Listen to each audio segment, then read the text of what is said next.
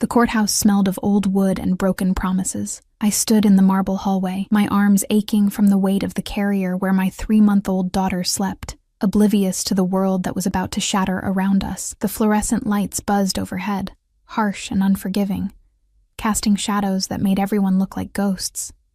My reflection in the polished floor showed a woman I barely recognized.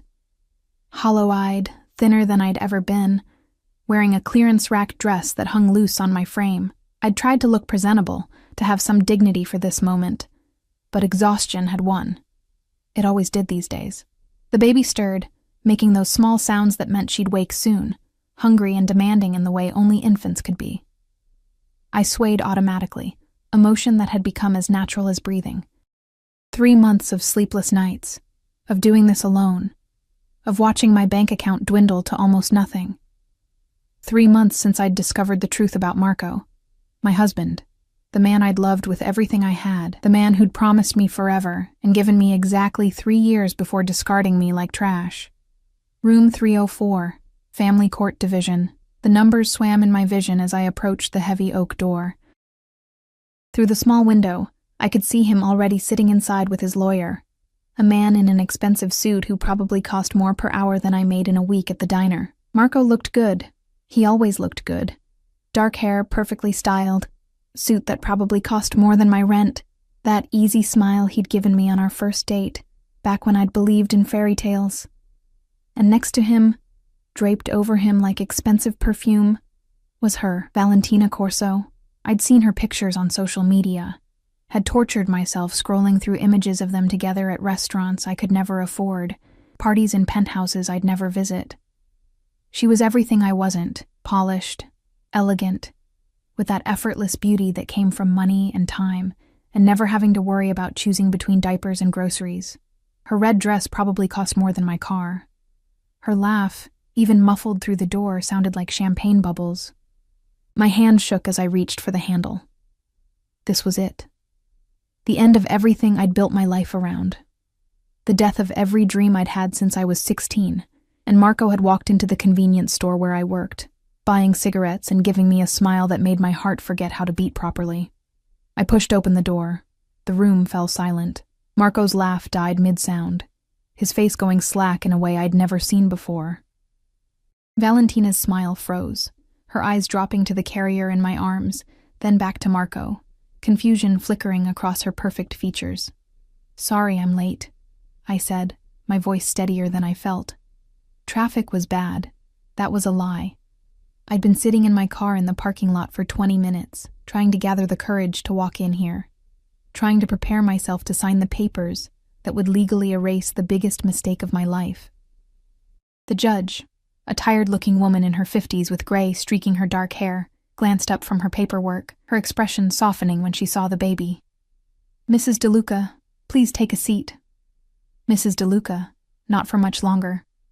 I moved toward the empty chair on the opposite side of the table from Marco and his lawyer, my daughter's carrier bumping against my hip. The baby chose that moment to wake, her face scrunching up in that way that meant she'd start crying soon.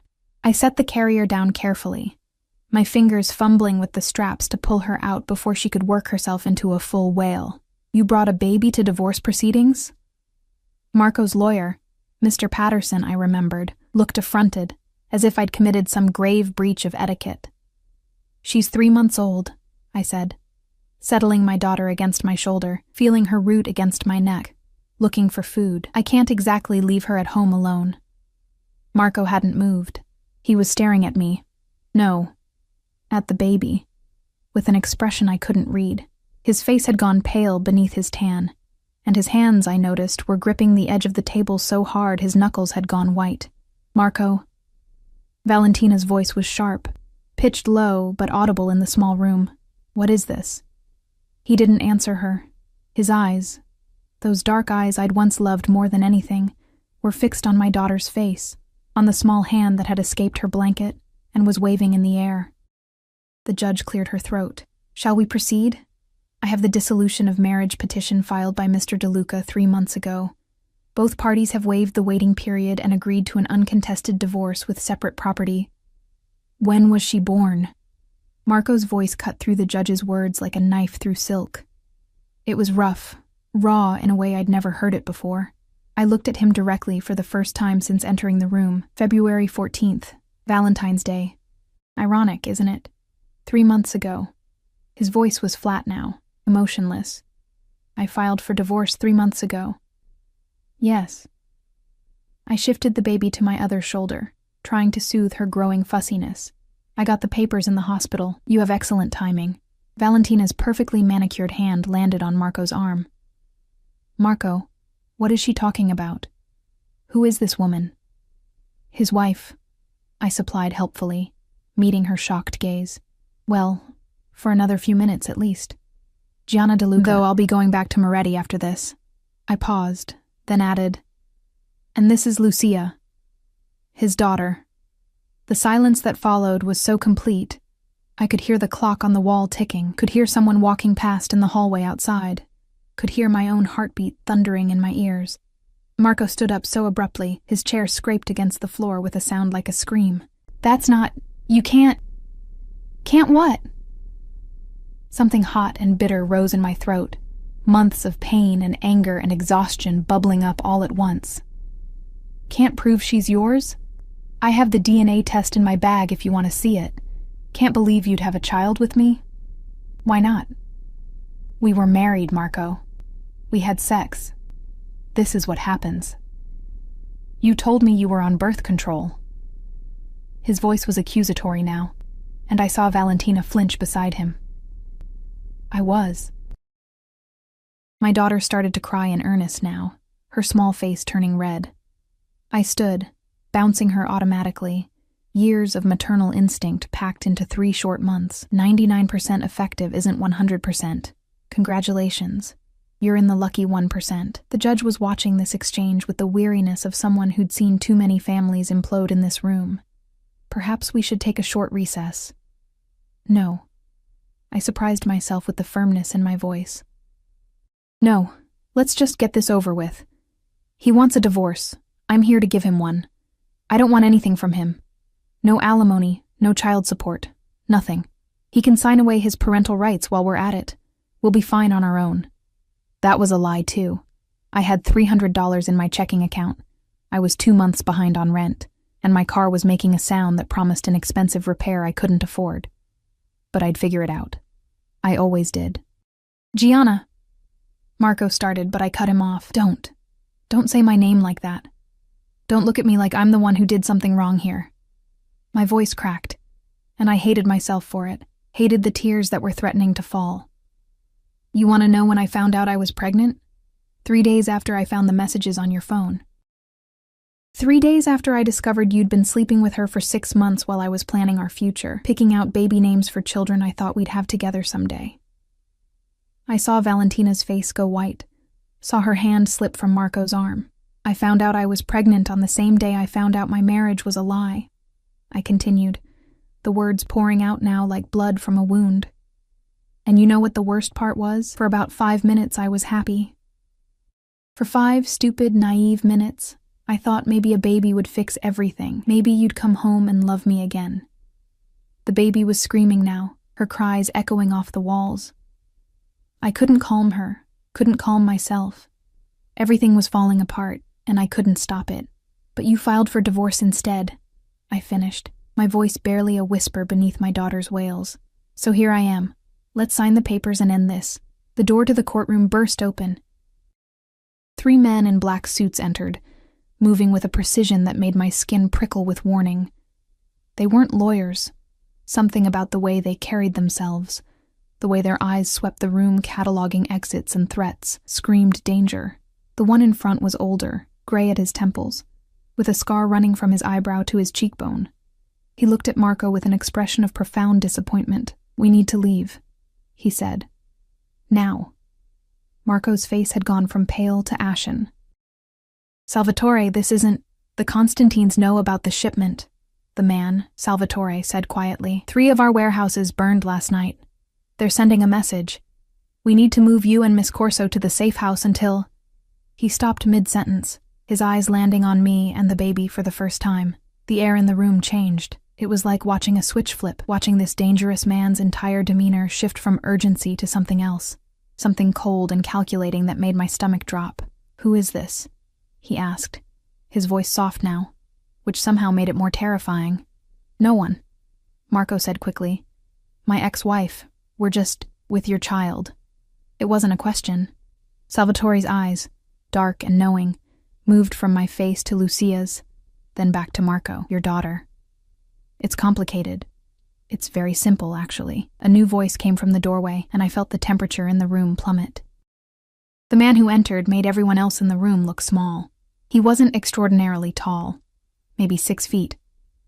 But he carried himself like he owned not just the room, but the entire building, the city, the world. His suit was black, perfectly tailored, and probably cost more than my entire year's salary.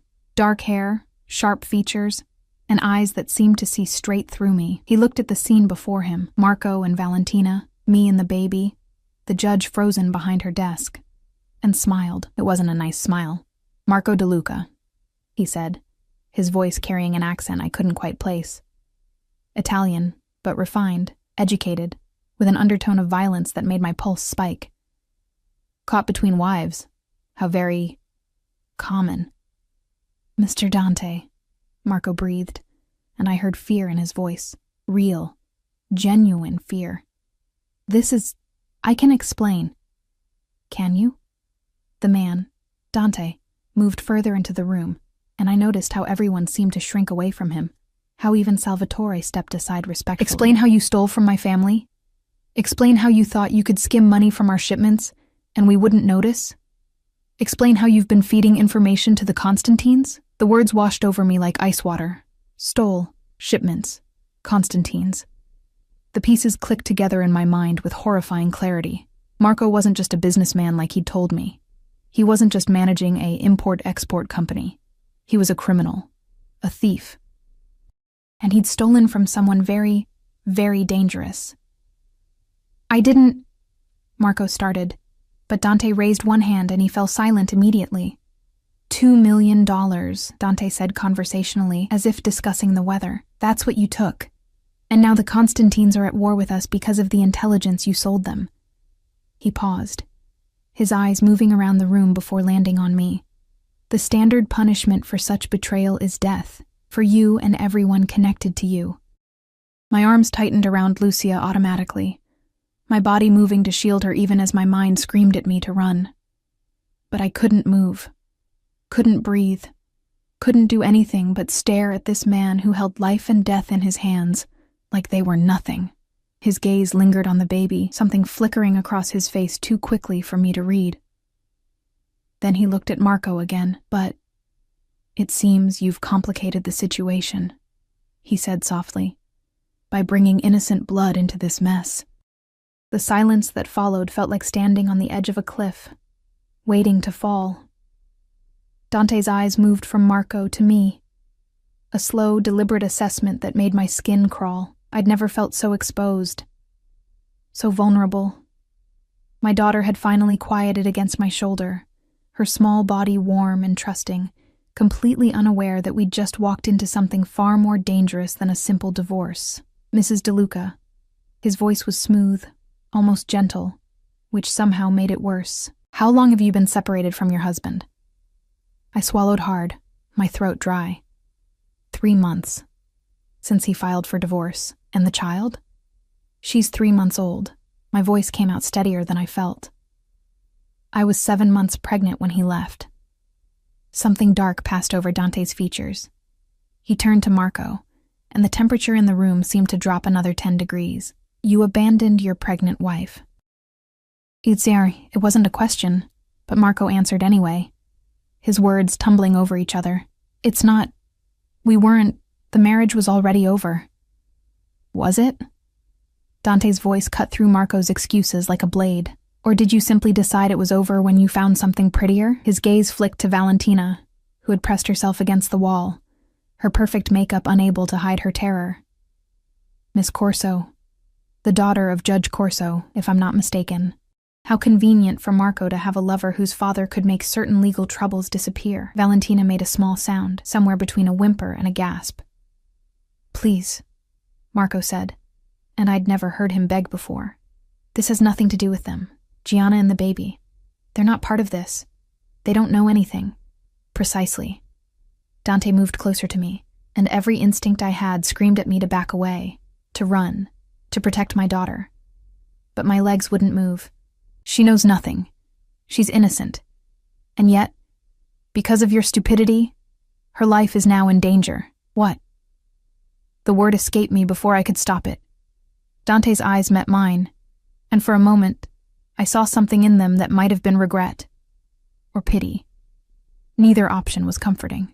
The Constantines don't care about innocence, he said quietly. They care about revenge. Marco betrayed my family, which means war. And in war, everyone connected to the traitor becomes a target. You, your child, your parents if you have them, your friends, anyone who might be used as leverage or punishment. The room spun.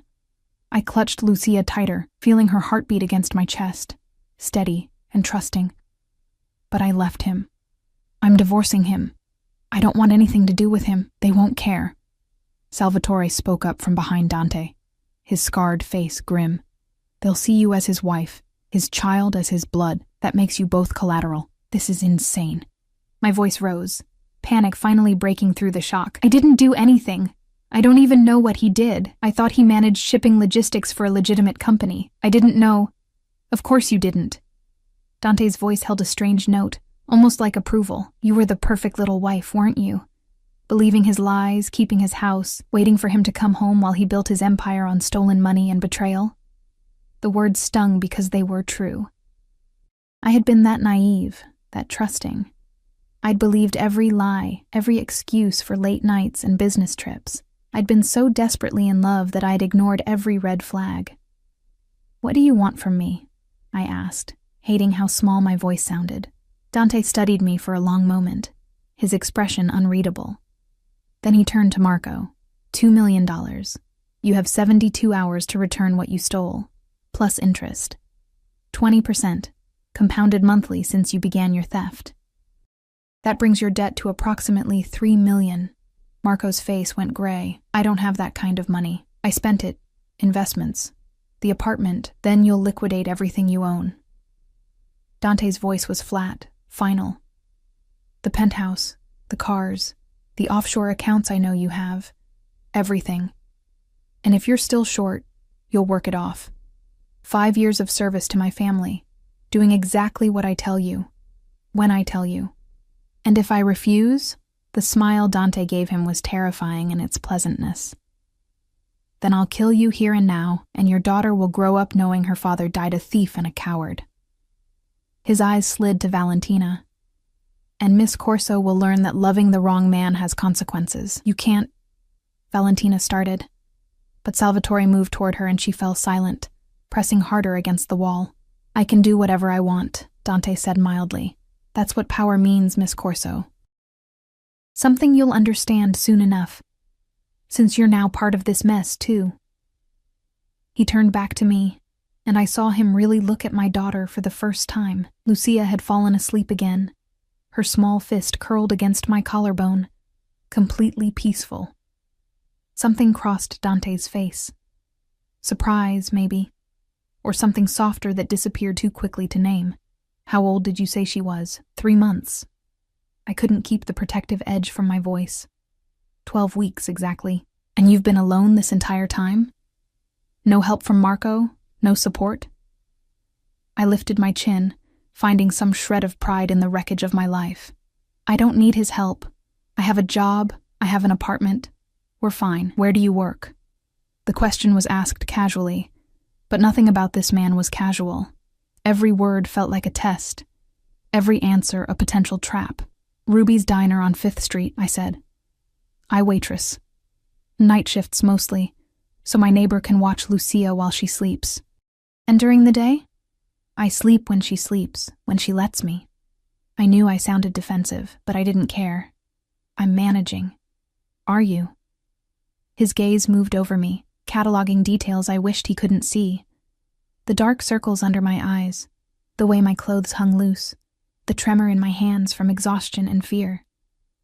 You look like you haven't slept properly in months. When was the last time you ate a full meal? I eat. Another lie. I ate whatever was left over at the diner, whatever I could afford after paying for formula and diapers and the mounting stack of medical bills from Lucia's birth.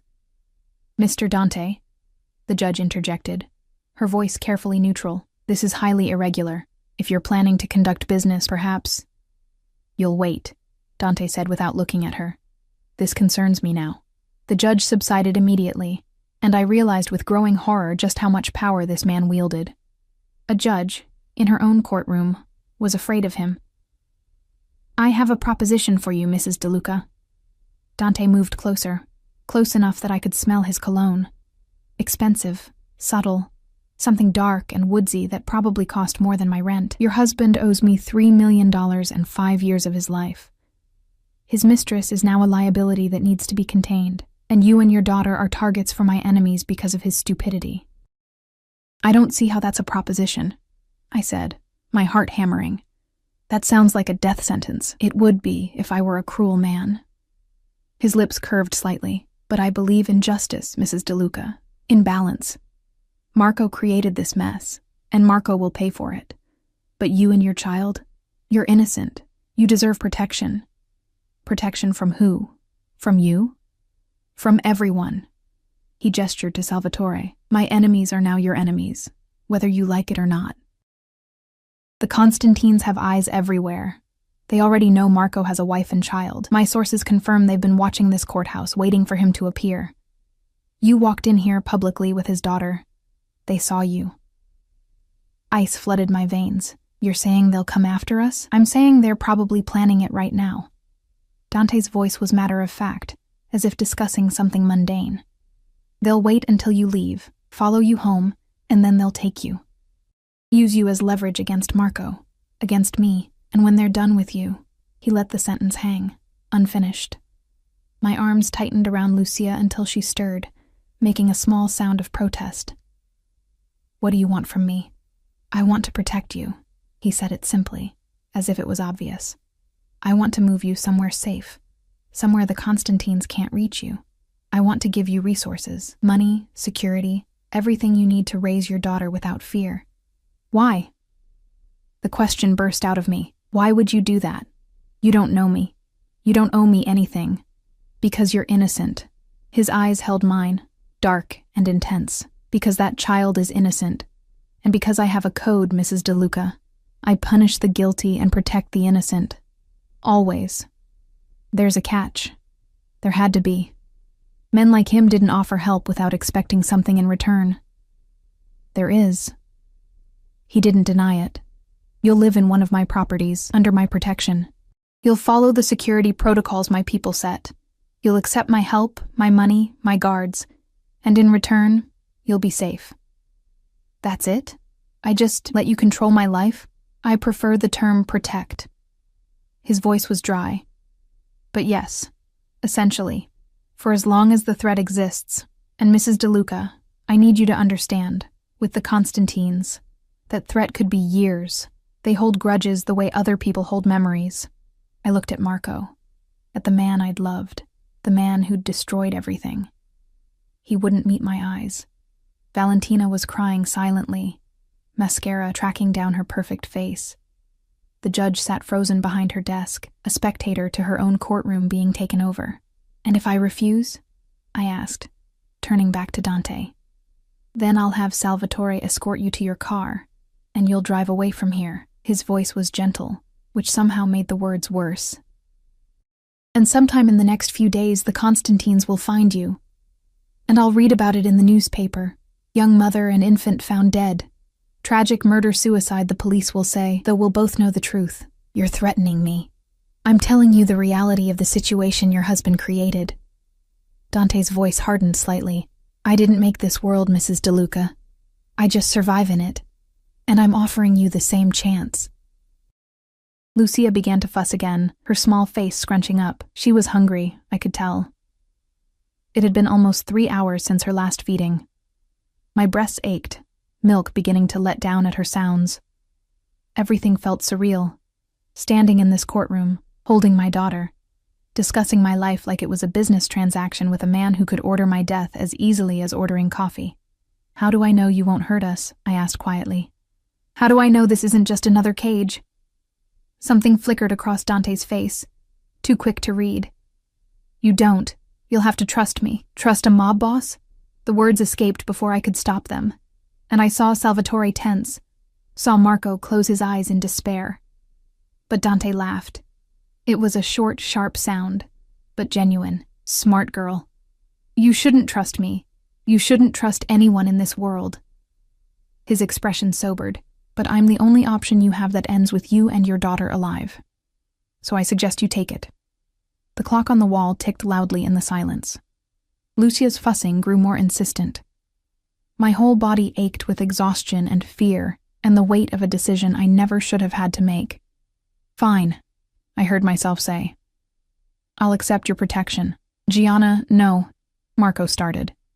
But I cut him off with a look. You don't get to have an opinion anymore, I said coldly. You did this.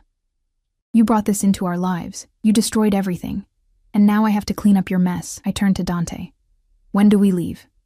Now. He gestured to Salvatore. My men will take you to your apartment. You'll pack what you need, quickly, and then we'll move you to a secure location. I have to work tonight. My shift starts at 6. You don't work at Ruby's diner anymore, Dante said firmly. You don't work anywhere. Your only job now is to stay alive and raise your daughter. I'll handle everything else. But I can't just... The rent, my neighbor, my things will all be taken care of. His voice brooked no argument. Salvatore will handle the logistics. You just need to pack clothes, personal items, anything important. We leave in 1 hour. It was happening too fast. Everything was spinning out of control, and I couldn't catch my breath. Couldn't think. The divorce. We'll wait, Dante said. Right now, your legal marital status is the least of your concerns. He was right. God help me. He was right. I looked at the judge, who nodded slowly, seeming almost relieved to have this chaos removed from her courtroom. What about Marco? I couldn't help asking. And her? Marco will be coming with us, Dante said, his voice cooling. He has work to do. Debts to pay. As for Miss Corso, he looked at Valentina with something like distaste. She's compromised now, too. The Constantines know about her, know she was involved with Marco. She'll need protection as well, though she'll be housed separately. Lucky me, I muttered, then immediately regretted the bitterness in my voice. But Dante smiled slightly, a real smile this time. Indeed.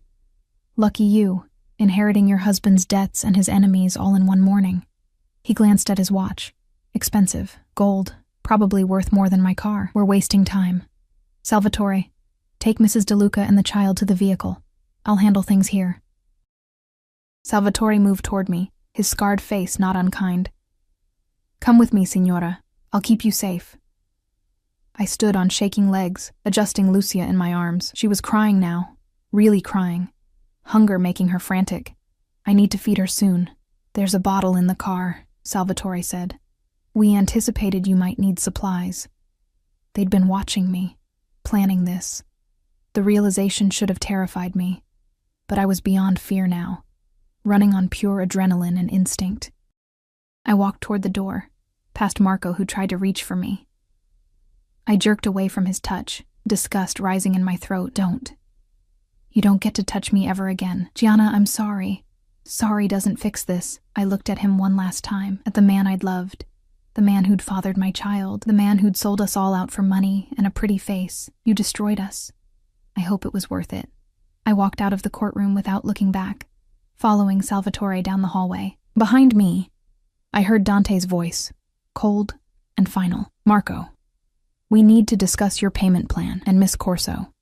You'll come with me. We have much to talk about. The courthouse that had smelled of broken promises when I entered now smelled like the beginning of something else entirely. Something dark and dangerous and utterly inescapable. My old life had ended in that courtroom. And whatever came next, whatever cage I'd just agreed to walk into, there was no going back now. The car was nothing like I expected. I'd pictured something ostentatious, a limousine maybe, or one of those oversized SUVs that screamed money and danger. Instead, Salvatore led me to a black sedan, sleek and elegant, but not flashy. The kind of car that would blend into traffic without drawing attention. The windows were tinted so dark I couldn't see inside, and when he opened the back door for me, I noticed how thick the glass was. Bulletproof. The reality of what I'd agreed to hit me like a physical blow. "Please, signora," Salvatore said gently, gesturing to the interior. "We need to move quickly." I slid into the back seat, the leather soft and expensive beneath me. The car smelled new, with an underlying scent of gun oil that made my stomach clench. A baby seat was already installed on the opposite side, properly secured, with a bottle warmer plugged into the console and a small cooler beside it. They'd thought of everything, planned for this. How long had they been watching me? Salvatore got into the driver's seat as another man, younger, with hard eyes and a gun visible in his shoulder holster, took the passenger seat. Neither spoke as we pulled away from the courthouse. Through the tinted windows, I watched the building recede, taking with it any illusion of normalcy my life might have had left. Lucia was screaming now, her face red and furious with hunger. My milk had let down completely, soaking through my dress, adding humiliation to fear. With shaking hands, I tried to settle her, tried to figure out the bottle warmer while she thrashed in my arms. "Here, let me." The man in the passenger seat, he couldn't have been more than 25, turned around and took the bottle from me with surprising gentleness. "My sister has twins. I know the drill." He tested the temperature on his wrist, then handed it back. "Should be good now." "Thank you," I whispered, guiding the nipple to Lucia's mouth. She latched on desperately, her cries cutting off as she drank. The silence felt enormous. "I'm Nico," the young man said. "I'll be part of your security detail. That's Salvatore, obviously. You'll meet the others at the house." "How many others?" "4 more, rotating shifts. 2 on duty at all times, 1 on perimeter, 1 close protection." He said it matter-of-factly, as if having 6 armed guards was normal. "Mr. Dante takes protection seriously." I noticed. I looked down at my daughter, at her small face finally peaceful as she ate. "Where are we going?" "Your apartment first," Salvatore said from the front, his eyes meeting mine in the rearview mirror. "You have 15 minutes to pack. Take only what's essential. Clothes, documents, medications, personal items. We'll provide everything else. My neighbor, Mrs. Chen. She watches Lucia sometimes. I need to tell her." "We'll handle it," Nico interrupted gently. "You can't contact anyone directly. Not until we know it's safe." The isolation of it struck me then. I'd be cut off from everything, everyone I knew. Not that there were many people. I'd lost most of my friends when Marco left. Too embarrassed to explain, too exhausted to maintain relationships. But Mrs. Chen, the kind widow who'd brought me soup after Lucia was born, who'd stayed up with me on the bad nights when I thought I couldn't do this alone, she deserved better than just disappearing. "She'll worry," I said quietly. "We'll tell her you had to leave town for a family emergency," Salvatore said. "She'll understand." Another lie. My life was becoming a series of lies, stacked on top of each other until I couldn't remember what truth looked like anymore. The drive to my apartment took 20 minutes through midday traffic. I lived in a rundown building in a neighborhood that was trying to be up and coming, but mostly just looked tired. Salvatore parked in front, and I saw him scan the street carefully before nodding to Nico. "I'll take her up," Nico said. "You stay with the car." My apartment was on the 3rd floor, no elevator. I'd climbed these stairs hundreds of times, usually with groceries or laundry, or Lucia's carrier weighing down my arms. Now I climbed them with Nico behind me, his hand resting casually near his gun, his eyes constantly moving. The door to 3B looked more shabby than usual, the paint peeling, the numbers slightly crooked. Inside, my apartment was exactly as I'd left it that morning. A disaster. Dishes in the sink, laundry draped over the couch, toys scattered across the floor, the bassinet in the corner where Lucia slept, the changing table I'd bought at a thrift store, the single photograph on the wall of me and Marco on our wedding day, both of us smiling like we had forever. 15 minutes, Nico reminded me gently. "I'll get you a suitcase." He found my battered luggage in the closet while I stood in the middle of my tiny apartment, Lucia drowsy and milk-drunk in my arms, trying to figure out how to pack a life in 15 minutes. Documents first. I grabbed Lucia's birth certificate, my own documents, my passport that I'd never used because Marco had always been too busy for the honeymoon he'd promised. Medical records, the envelope with the DNA test I'd paid for, proof that Marco couldn't deny his daughter. My small jewelry box, nothing valuable, but my grandmother's ring was in there. The only thing I had left of her. Clothes next. I threw things into the suitcase without folding, without thinking. Jeans, shirts, underwear, nursing bras, Lucia's tiny outfits, so small they barely seemed real. Diapers, wipes, the stuffed rabbit Mrs. Chen had given her. "Signora, we need to go," Nico said, after what felt like seconds but must have been close to 15 minutes. "Wait." I grabbed the photo off the wall, then hesitated. Did I really want to take this with me? This lie of a marriage? This proof of my stupidity? I left it on the counter, face down.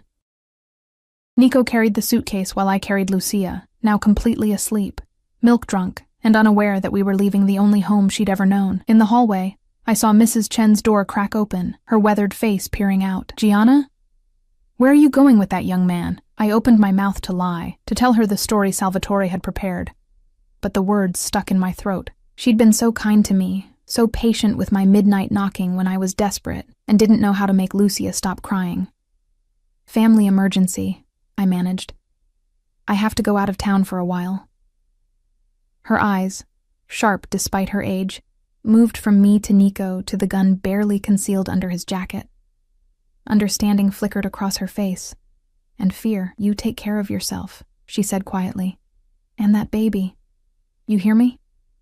"I will." My voice cracked. "Thank you. For everything." She nodded once and closed her door. I heard the locks engage, multiple bolts sliding home. She knew. Somehow she knew this wasn't a family emergency, that I was in trouble, and she was protecting herself the only way she could. The drive from my apartment took us out of the city, into suburbs I'd never visited, then further into neighborhoods where the houses got progressively larger, the walls progressively higher. We drove for almost an hour, and with each passing mile, I felt my old life falling further away. Finally, Salvatore turned onto a private road, stopping at a gate that looked like it belonged to a fortress. Cameras everywhere, intercom system, walls topped with something that might have been decorative ironwork, but looked suspiciously like security measures. The gate opened silently, and we drove through into what looked like another world. The house, no, the estate, was enormous. 3 stories of stone and glass, surrounded by manicured gardens and what looked like a small forest for privacy. Other buildings dotted the property, a guest house maybe, a garage large enough for a dozen cars, something that might have been a security station. "Welcome to your new home, Signora," Salvatore said, pulling up to the main entrance. The door opened before we could knock, and a woman in her 50s appeared, elegant, composed, with kind eyes that reminded me of my mother. "Mrs. DeLuca, welcome. I'm Elena, the house manager. Let me help you with the baby." She reached for Lucia with practiced ease, and I found myself handing over my daughter to this stranger, because my arms were shaking too badly to hold her safely. Elena cooed at Lucia, speaking softly in Italian, while Nico brought in my pathetic suitcase. The interior of the house was like something from a magazine. Marble floors, high ceilings, artwork that was probably worth more than I'd earned in my entire life. A grand staircase swept upward, and I could see rooms branching off in every direction, each one probably larger than my entire apartment. "Your rooms are on the 2nd floor, Elena said, still cradling Lucia like she'd done this 1,000 times before. "East wing, away from the main activity of the house. I thought you'd prefer privacy and quiet for the baby." "Thank you," I whispered. Because what else could I say? She led me upstairs, down a hallway lined with more expensive art, to a suite of rooms that took my breath away.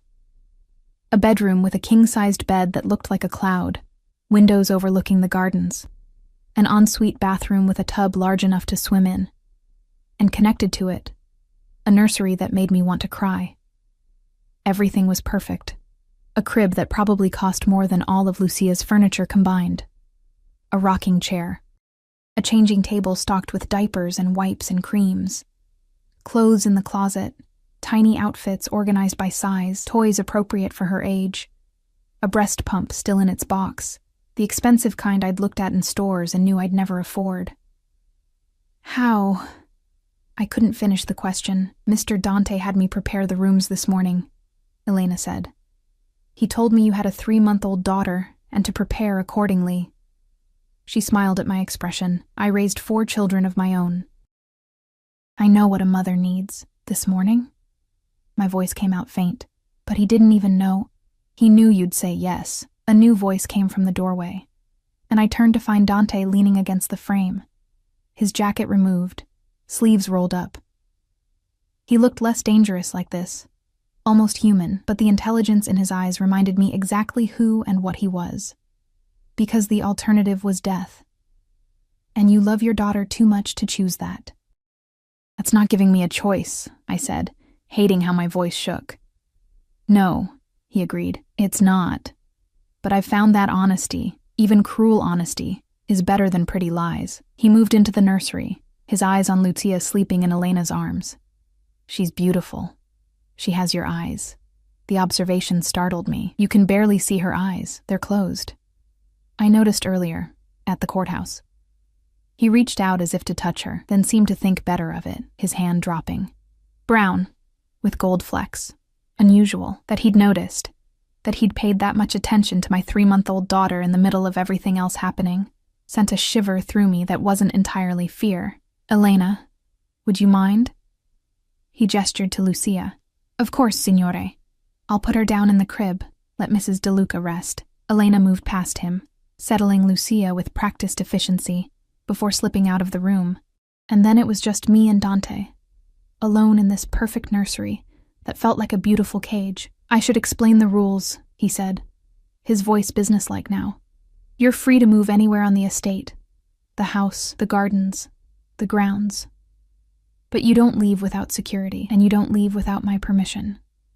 No phone calls to friends or family without approval and monitoring. No social media, no internet activity that could be traced. You're a ghost until I say otherwise. A prisoner, I corrected. A protected asset. His eyes met mine, dark and unreadable. There's a difference. Is there?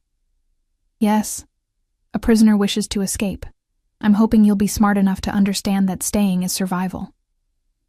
He moved closer, close enough that I could smell his cologne again, close enough to see the flecks of gray at his temples, the faint scar along his jaw. The Constantines are looking for you right now. They have informants everywhere, police, hospitals, social services. If they find you, they'll take you and your daughter, and they'll use you to hurt Marco, to hurt me, to send a message that betrayal has consequences. I didn't betray anyone. You married a traitor. In their eyes, that's enough. His voice softened slightly. I know this isn't fair. I know you're frightened and angry, and this is the last place you want to be. But I give you my word. While you're under my protection, no harm will come to you or your daughter. Can you say the same about anywhere else? I couldn't. He was right. And we both knew it. I looked at Lucia, sleeping peacefully in her expensive crib. Surrounded by luxury I could never have provided. She was safe here, fed, warm, protected. What kind of mother would I be to refuse that because of pride? What do you want from me? I asked quietly. Really, men like you don't do things out of kindness. He smiled. A sharp, knowing expression. Smart girl. You're right. I want something. He paused as if considering his words. I want you to be visible. What? Marco betrayed me, embarrassed me, made me look weak. His voice hardened. My enemies are circling, thinking this is their chance to strike. I need to show them that I'm still strong, still in control, still someone to be feared. He gestured around the nursery. And what shows more strength than protecting the innocent? Than taking in the abandoned wife and child, giving them everything, while punishing the man who wronged them? Understanding dawned, cold and clear. You want to use us, for appearances. I want to show the world that I value loyalty and honor above all else. He met my eyes steadily. Yes, there's a benefit to me. But there's also a benefit to you. Safety, security, everything your daughter needs. We both get something out of this arrangement. And if I refuse to be part of your display, you won't. He said it with absolute certainty. Because you're smart enough to understand that your pride is worth less than your daughter's life. He was right. Again. God, I hated that he was right. How long? I asked. How long do we stay here living like this? Until the threat is eliminated. He checked his watch again. That same expensive gesture. Marco has $3 million to repay and 5 years of service to complete. The Constantines need to be handled. Negotiations or elimination, depending on how reasonable they're willing to be. These things take time. Years. I said flatly. You're talking about years. Possibly. He didn't sugarcoat it. Or it could be resolved in months. These situations are fluid. Lucia stirred in her crib, making the small sounds that meant she'd wake soon. My breasts ached, reminding me it was almost time to feed her again. My whole body hurt with exhaustion, and this conversation, this entire day, felt surreal. I need to rest, I said, because I couldn't process anymore, couldn't make any more decisions. Please. Dante nodded, moving toward the door. Elena will bring you anything you need. Food, supplies, whatever. You just have to ask. He paused in the doorway, looking back at me. For what it's worth, Mrs. DeLuca, I am sorry. You didn't deserve this. No, I agreed quietly. I didn't. He left, and I was alone with my daughter in our golden cage, surrounded by luxury that felt like a lie, safety that came with chains I couldn't see but could definitely feel. I moved to the crib, looking down at Lucia's perfect face. She was dreaming, her small features peaceful and untroubled. She'd never remember this day, never know how her world had changed in the space of a few hours. She'd grow up in this house, with guards and gates and a life I'd never imagined, and I'd do whatever it took to keep her safe, even if it meant selling my freedom to a man more dangerous than any I'd ever known, even if it meant becoming part of a world I didn't understand, playing a role in a game where I didn't know the rules. My old life was gone. The question now was what kind of life would take its place, and whether I'd recognize myself when it was over. The first week passed in a strange blur of exhaustion and hypervigilance. I slept more than I had in months. Real sleep, deep and dreamless, because Elena insisted on taking Lucia for a few hours each night so I could rest. I ate meals I didn't have to cook, prepared by a chef I never saw but whose food was better than anything I'd tasted in years. I showered in that enormous tub, letting hot water wash away months of accumulated stress, and I hated myself a little for how good it felt. The estate became familiar in pieces. The gardens where I could walk with Lucia in a stroller that probably cost more than my car, always with Nico or one of the other guards trailing at a respectful distance. The library with floor-to-ceiling bookshelves and a reading nook that overlooked the grounds. The nursery where Lucia was starting to smile. Real smiles now. Not just gas, and I'd sit in the rocking chair for hours, watching her discover her hands, her voice, the world around her. I rarely saw Dante. He was gone most days, returning late, if at all. Sometimes I'd hear his voice from downstairs, speaking rapid Italian on the phone, and I'd catch words I'd learned from Marco's family. Business, shipment, problem. Once, at 2 a.m. when I was feeding Lucia, I saw him in the gardens below my window, pacing like a caged animal, phone pressed to his ear, his face hard in the moonlight. He frightened me and fascinated me in equal measure, and I didn't know what to do with either feeling. It was Elena who told me about the dinner, 10 days after my arrival. Mr. Dante is hosting associates tomorrow evening, she said, organizing Lucia's clothes while I fed my daughter. Important men from other families, some business partners. He'd like you to attend. My hands tightened on Lucia. Why? Elena's expression was kind but knowing. Because you're part of the message he's sending, Kara. The wronged wife, the innocent child, both under his protection. It shows his power, his honor. His trophy, I said bitterly. Perhaps. She folded a tiny dress with practiced efficiency, but better to be a protected trophy than a forgotten casualty. In this world, appearance is everything. I don't have anything to wear to something like that. Already handled. She gestured to my closet. New clothes arrived this morning. Pick whatever you like. After she left, I put Lucia down for her nap and investigated the closet. It had been stocked since I arrived with practical clothes, jeans, comfortable shirts, things suitable for a new mother.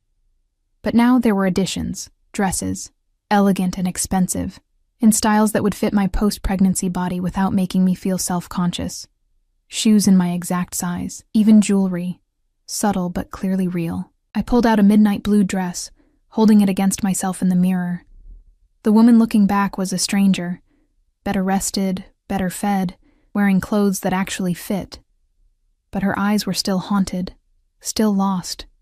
Who was I becoming in this place?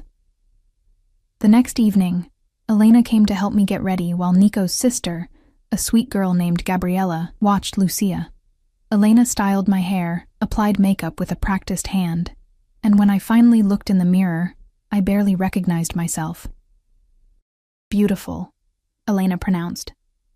"Mr. Dante will be pleased." "I don't care about pleasing him," I said. But the words rang hollow even to my own ears. The dining room was on the first floor, a massive space with a table that could seat 20. Crystal chandeliers cast warm light over settings that probably cost more than I'd made in a year. Men in expensive suits were already gathered, speaking in Italian and English, their voices carrying the weight of power and danger. Dante stood at the head of the table, and when I entered, every conversation stopped. He looked at me. Really looked, his dark eyes traveling from my face down the dress and back up, and something flickered in his expression that made my breath catch. "Gentlemen," he said, his voice carrying easily.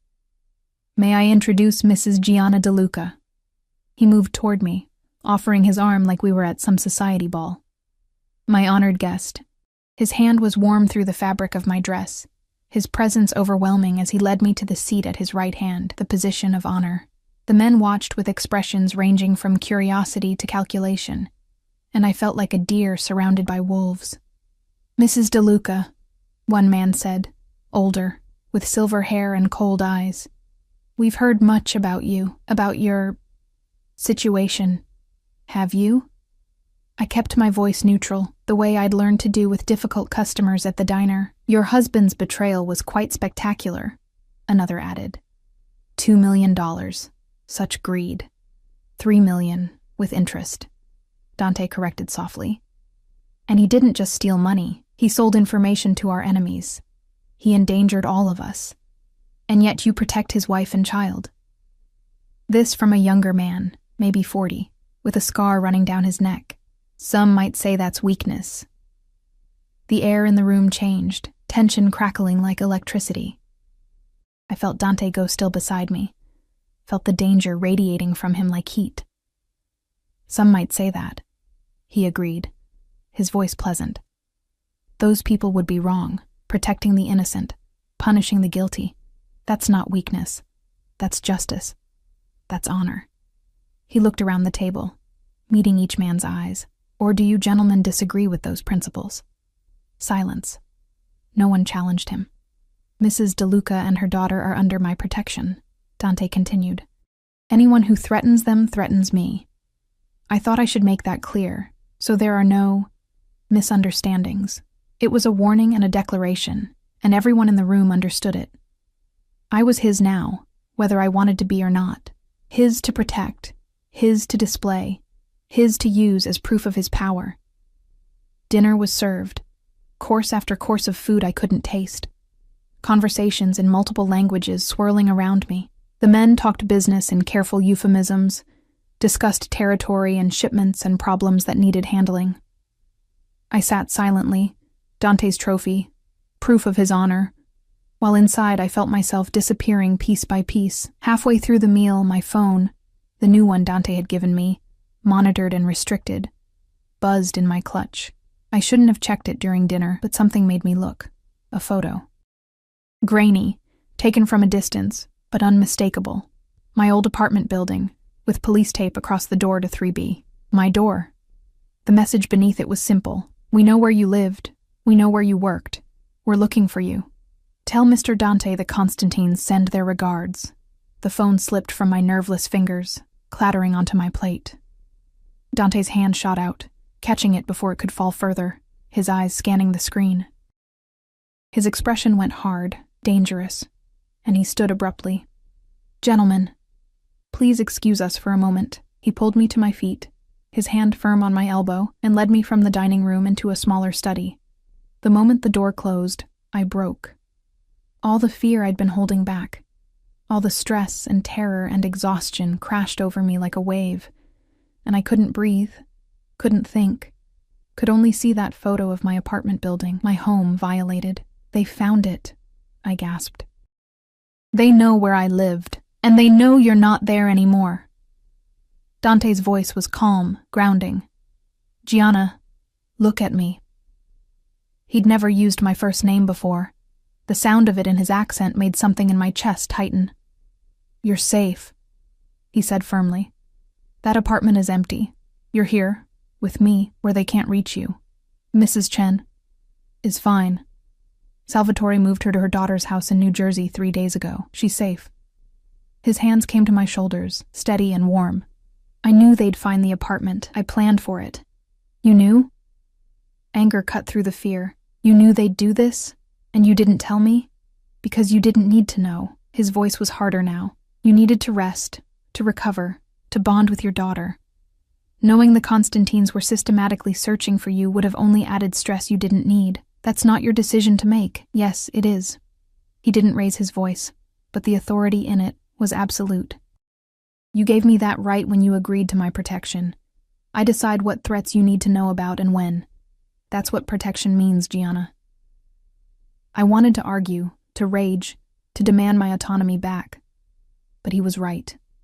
Again. If I'd known the Constantines were actively searching, I wouldn't have slept, wouldn't have eaten, would have driven myself into exhaustion worrying. He'd protected me from that, even if it meant lying by omission. "I hate this," I whispered. "I hate feeling powerless." "I know."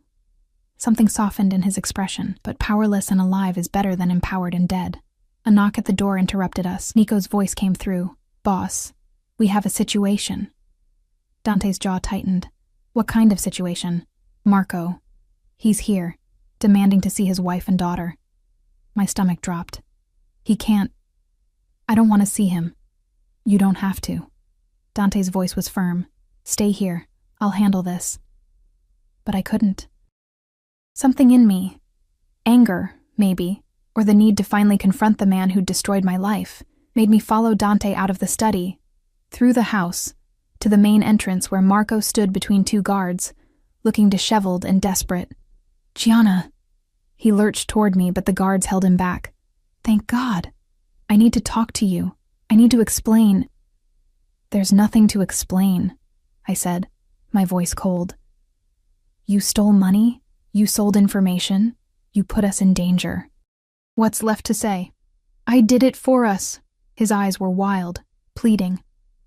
"The money, I was going to invest it, turn it into something real. We could have had everything. We had everything," I interrupted. "We had a marriage, a home, a child on the way, and you threw it away for money and her. Valentina means nothing. Don't." I moved closer, close enough to see the dark circles under his eyes, the stubble on his jaw, the guilt and fear written across his face. "Don't lie to me anymore. I'm done with your lies. Is this where you want to be?" He gestured wildly at the mansion, at Dante standing behind me like a dark angel. "With him? A criminal? A killer? You made me a criminal's wife the day you stole from his family." I shot back. "At least he's honest about what he is. You pretended to be something you weren't for 3 years. I love you. You don't know what love is." My voice cracked, all the pain of the past months rising up. Love doesn't abandon. Love doesn't betray. Love doesn't serve divorce papers to a pregnant woman in a hospital bed. Marco flinched like I'd struck him. I was scared. I didn't know what to do. "So you ran." I felt Dante's presence behind me, solid and steady. "You ran to her, you ran from your responsibilities, and now you're running here, trying to what? Get us back? Ease your guilt?" I want to see my daughter. No. The word came out flat, final. You signed away that right when you chose Valentina over us. She's my blood. She's an innocent child who doesn't need a coward for a father. I turned to Dante. Get him out of here, please. Dante nodded to the guards, who began dragging Marco backward. He fought, shouting my name, shouting promises and pleas and apologies that meant nothing. The doors closed on his voice, on his face, on the last remnants of the life we'd had together. I stood in the foyer, trembling, as silence fell. You did well, Dante said quietly. I feel sick. And I did. Nauseous and shaky and overwhelmed. His hand touched my back, gentle despite his reputation for violence. Come, let me show you something. He led me through the house, upstairs I hadn't explored, to the top floor where a door opened onto a rooftop terrace. The city sprawled in the distance, lights twinkling like stars. But up here the air was clean and cool, and I could breathe again. I come here when things get complicated, Dante said, leaning against the railing. When I need perspective, I joined him, looking out at the view. Does it help? Sometimes. He was quiet for a moment. You were strong tonight. With Marco, with my associates. Stronger than most people in your situation. I don't feel strong. I feel like I'm barely holding on. That's what strength is. He turned to face me, and in the moonlight his features looked softer, almost vulnerable. Holding on when everything tells you to break. You're doing that. You're surviving. Because I don't have a choice. There's always a choice. His voice was serious. You could have walked away that day in the courthouse. Could have taken your chances, hoped the Constantines wouldn't find you, but you chose survival, chose your daughter over your pride. And now I'm your prisoner. Now you're under my protection, he corrected gently. There's a difference. Is there? I echoed my words from days ago. Because it still feels like a cage, he moved closer, close enough that I could feel the warmth of him in the cool night air. Then let me make it a more comfortable cage. Tell me what you need, Gianna. What would make this bearable? The question surprised me. Why do you care? Because you're my responsibility now. His eyes held mine, dark and intense. And I take my responsibilities seriously. Something in his voice, in the way he looked at me, made my heart beat faster. It wasn't fear. Or not just fear. It was something more complicated. Something dangerous in its own way. I need to know my daughter is safe, I said. I need to know this isn't forever. And I paused, unsure if I should voice it. What? He was so close now I could see the gold flecks in his dark eyes, could count the individual strands of gray at his temples. I need to know you won't hurt us, I whispered. That this protection is real, not just another game. His hand came up to my face, his thumb brushing my cheek in a gesture that felt too intimate, too dangerous. I've done many terrible things in my life, Gianna. Hurt many people who deserved it and some who didn't. But I swear to you, on my honor, on my name, on everything I hold sacred, I will never harm you or your daughter. You are mine to protect, and I keep what's mine safe. The possessiveness in those words should have frightened me. Instead, they settled something deep in my chest, some fear I'd been carrying since the courthouse. Okay, I breathed. I believe you. His smile was slight, barely there, but real. Good. Now come inside. It's getting cold, and you need rest. Tomorrow is another day in our arrangement. As we walked back inside, his hand at the small of my back, proprietary and protective, I realized something that should have terrified me but didn't. I was starting to feel safe here, starting to trust this dangerous man who held my life in his hands. And that was more dangerous than any threat the Constantines could offer. 3 months into my life at the estate, everything changed on a Tuesday morning. I was in the nursery with Lucia, 6 months old now, sitting up on her own, babbling and laughing at everything. When Elena knocked softly on the doorframe, her face was grave, and my stomach immediately dropped. What's wrong? I stood, automatically reaching for Lucia, as if I could shield her from whatever news was coming. Mr. Dante needs to see you in his office. Now, she moved forward, her hands gentle. I'll watch the bambina. Go. Dante's office was on the first floor, in the west wing I rarely visited. The door was open, and inside I found him standing behind a massive desk, phone to his ear, speaking rapid Italian. His face was harder than I'd ever seen it, and when his eyes met mine, something in them made my blood run cold. He ended the call abruptly, closed the door. I did, my hands shaking. What happened? The Constantines made their move. His voice was flat, emotionless, which somehow made it worse. They hit 3 of our warehouses last night, killed 2 of my men, and sent a message. They want you and Lucia in exchange for peace. The world tilted. What?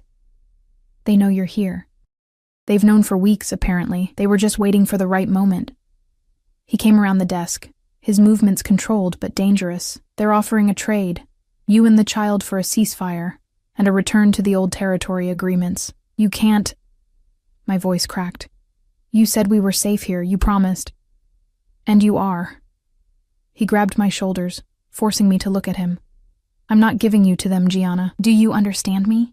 I would burn this entire city to the ground before I let them touch you or Lucia. The ferocity in his voice, in his eyes, should have frightened me. Instead, it made something warm and dangerous bloom in my chest. Then what do? I whispered. We end this. His hands tightened on my shoulders. Tonight, I'm meeting with Constantine himself, along with the heads of the other families. We're going to settle this once and for all. A meeting? That sounds like a trap. It is. His smile was sharp, predatory. But it's one I'm prepared for. I've spent 3 months planning for this moment, building alliances, gathering intelligence. The Constantines think they're strong, think they can demand whatever they want. They're wrong. He moved to a cabinet, pulling out a file folder thick with documents. Marco's been useful, actually, singing like a canary about every Constantine operation he knows about. Every dirty deal, every illegal shipment, every judge and cop on their payroll. I've been feeding this information to the FBI for weeks. When I walk into that meeting tonight, I'll have leverage they can't ignore, and if that doesn't work, his expression went cold. Then we go to war. And I will win, Gianna. I always win. I believed him. God help me, I believed him completely. I want you and Lucia moved to the safe room until this is over, he continued. It's reinforced, fully stocked with its own security system. Salvatore and Nico will be with you. If anything goes wrong, don't. I couldn't hear him plan for his own death. Don't talk like that. I have to.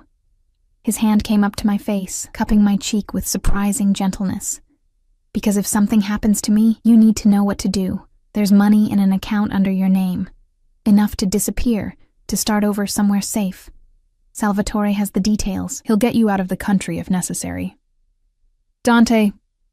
His name came out broken, and I realized with shocking clarity that I didn't want him to leave, didn't want him to walk into danger, didn't want to lose this man who'd become something I couldn't quite define over the past 3 months.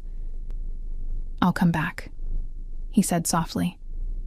I promise you, Gianna. I'll come back. Then he kissed me. It wasn't gentle or tentative.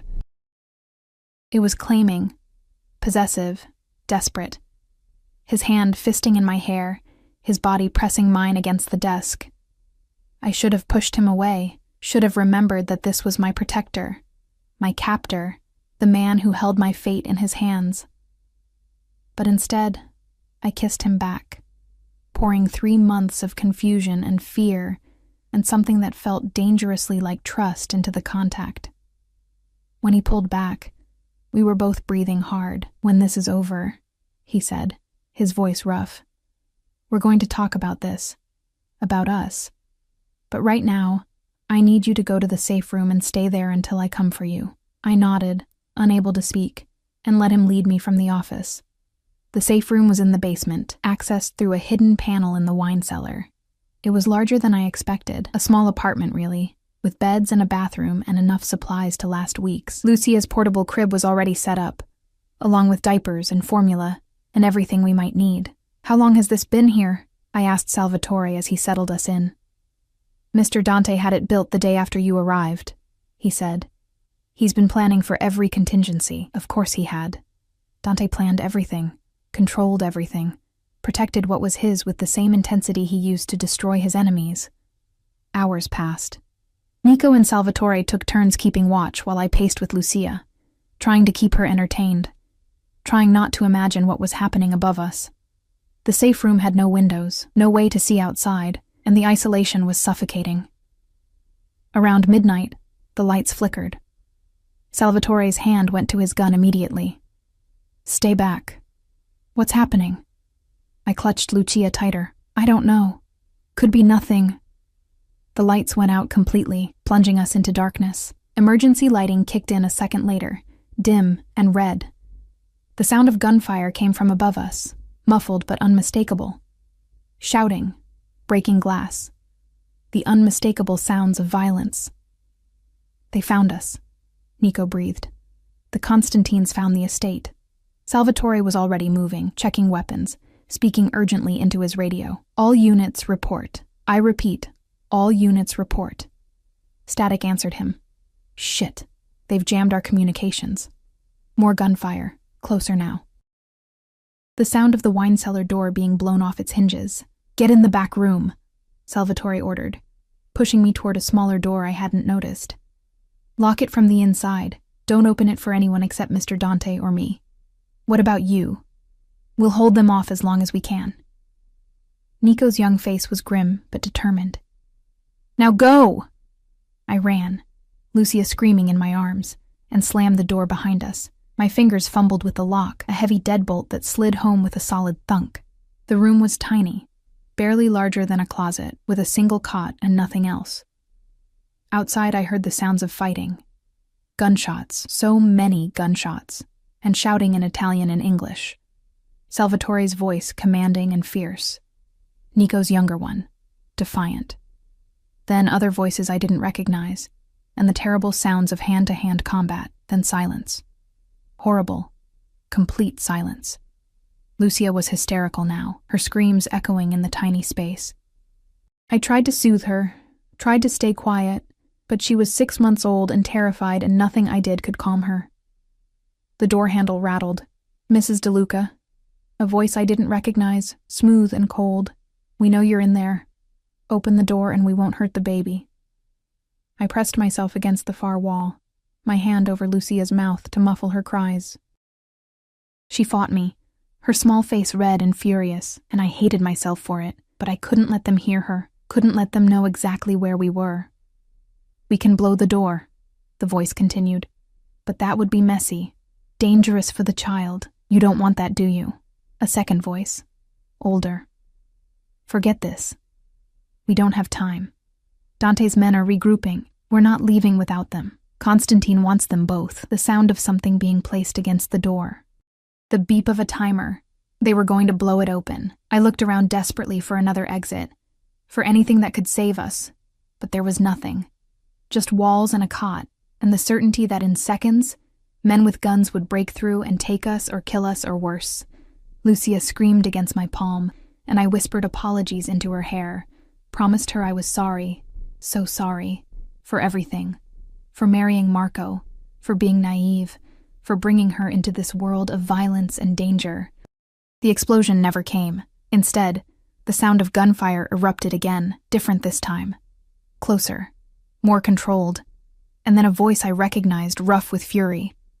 "Where are they?" "Dante." "Safe room back section," Salvatore's voice answered, strained with pain.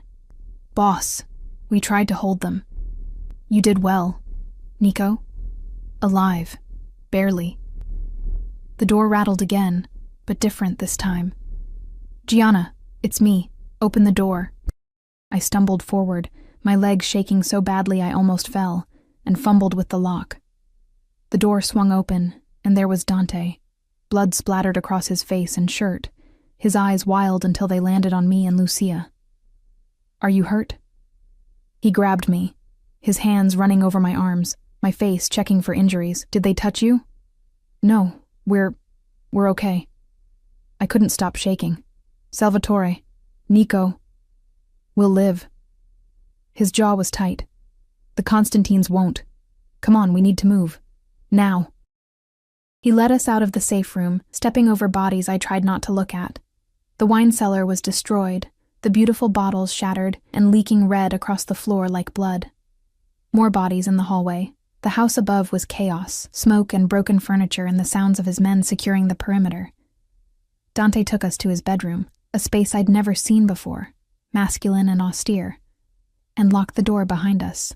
He pulled out his phone, making calls in rapid Italian, while I sank onto the bed with Lucia, finally letting myself shake apart. When he finished, he came to kneel in front of me, his bloody hands gentle as they cupped my face. "It's over." "What?" "Constantine himself came for you.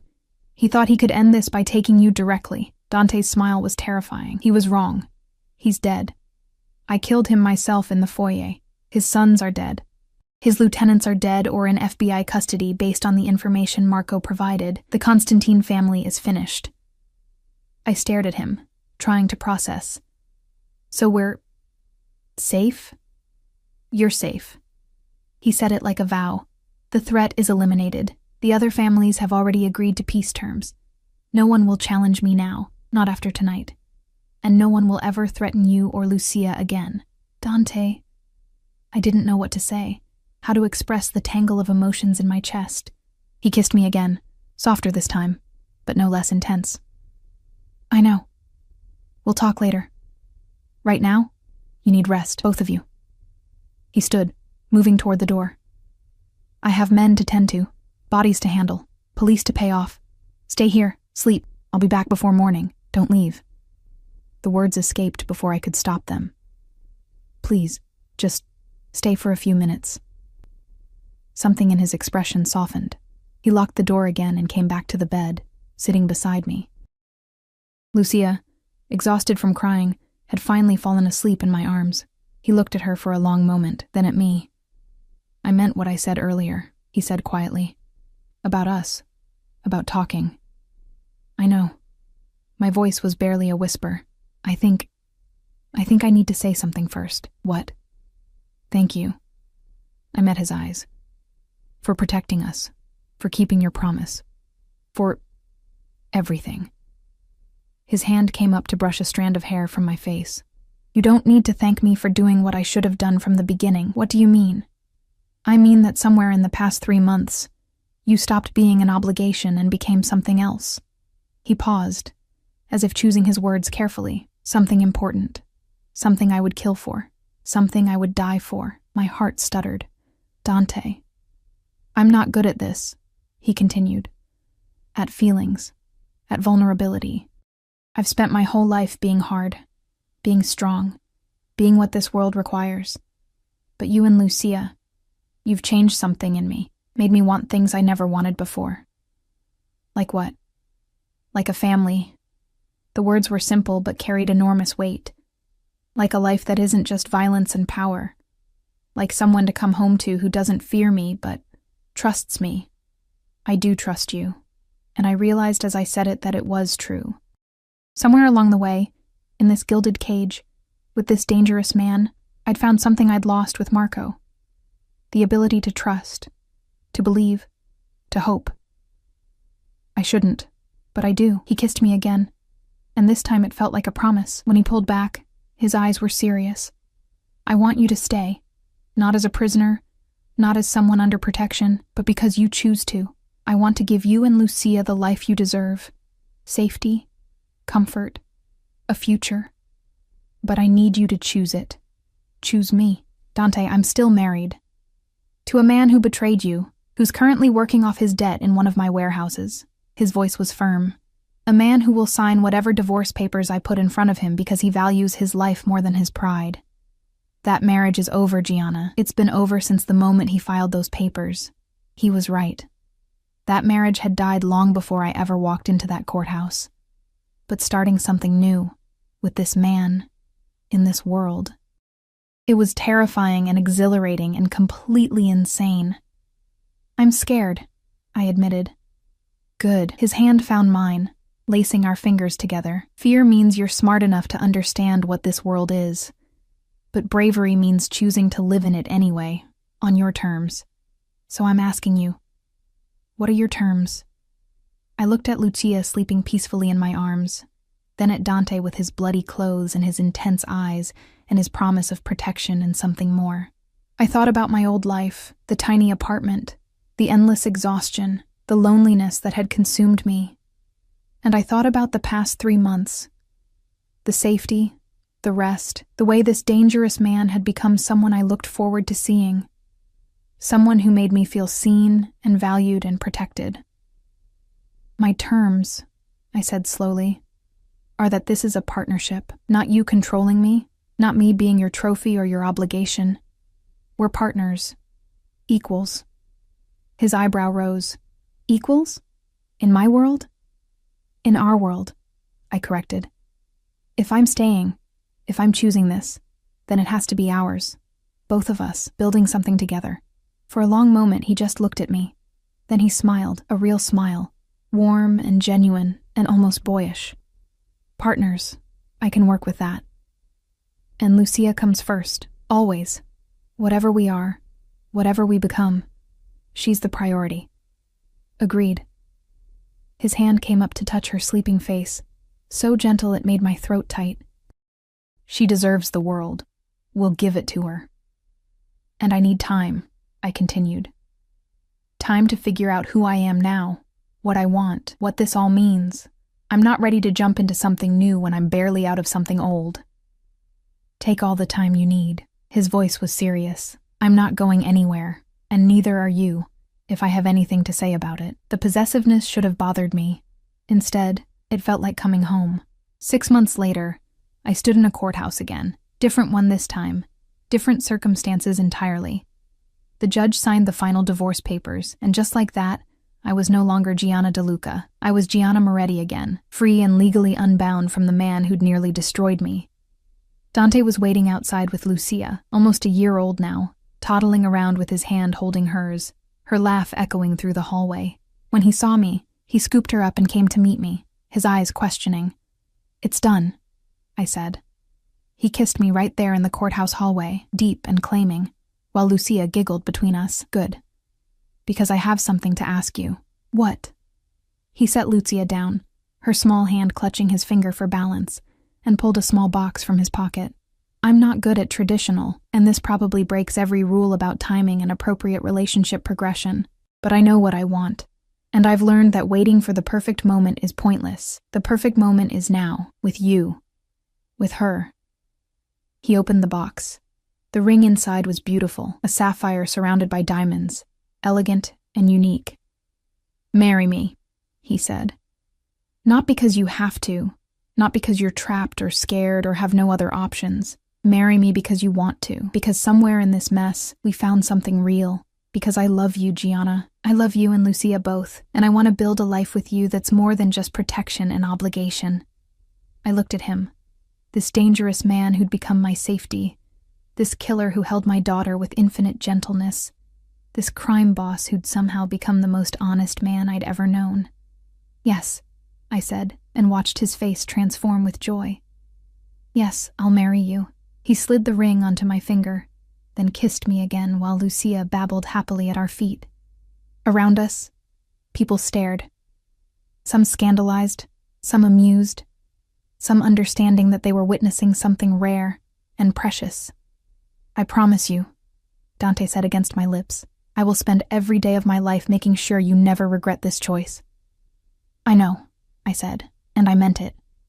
Because somewhere between that first courthouse and this one, between fear and trust, between captivity and choice, I'd found something I never expected. A real partnership, a real family, a real future. My old life had ended in violence and betrayal. My new life was beginning with honesty and love and a man who'd proven that protection and possession could become something softer, something stronger, something that looked a lot like forever. And as we walked out of that courthouse together, Dante carrying Lucia, his other hand laced with mine, both of us wearing matching rings that promised commitment and choice and love, I realized that sometimes the most beautiful things grow from the darkest soil. Sometimes salvation wears a dangerous face, and sometimes the cage you fear becomes the home you choose.